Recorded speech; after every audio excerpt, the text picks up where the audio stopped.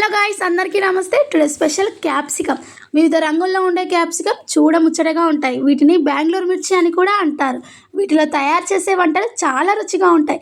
క్యాప్సికంలో vitamin A, vitamin C, folic యాసిడ్లు, యాంటీ ఆక్సిడెంట్లు పుష్కలంగా ఉంటాయి. కోబాల్ట్, జింక్, కాపర్, మెలోడిన్, మెగ్నీషియం, పొటాషియం వంటి ఖనిజాలు చాలా ఉన్నాయి. వీటిలో ఔషధ గుణాలు కూడా ఉంటాయి. కాబట్టి ఆహారంలో భాగంగా తీసుకుంటే ఆరోగ్యానికి చాలా మంచిది. కంటి చూపు కూడా డ్యామేజ్ అవ్వదు, చాలా మెరుగ్గా ఉంటుంది.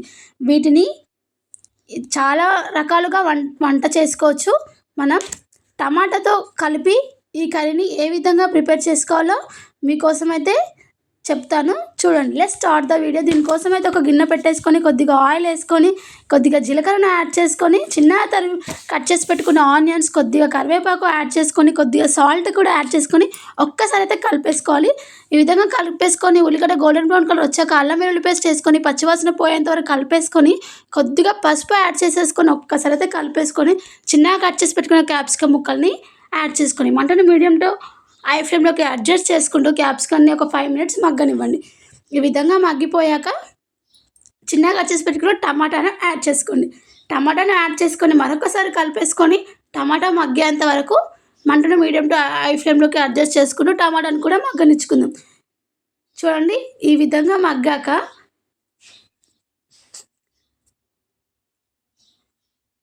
ఇంకొద్దిగా సేపు మగ్గాలి.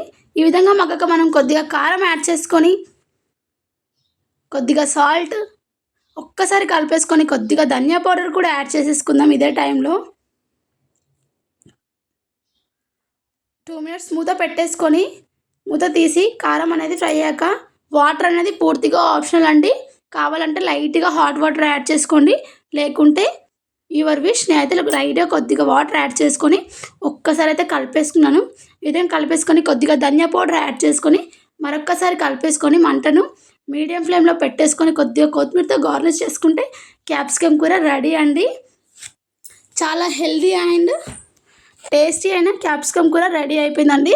తప్పకుండా ట్రై చేసుకోండి. Thank you for watching. Please subscribe to my channel. Thank you all. వేడి అన్నంలోకి తింటే చాలా అంటే చాలా బాగుంటుంది. ఈ కర్రీని చింతపండు రసంతో కూడా చేసుకోవచ్చు. చింతపండు రసంతో నువ్వుల పిండి, పల్లెల పిండి వేసుకొని చేసుకుంటే ఇంకా చాలా టేస్టీగా ఉంటుంది. Thank you.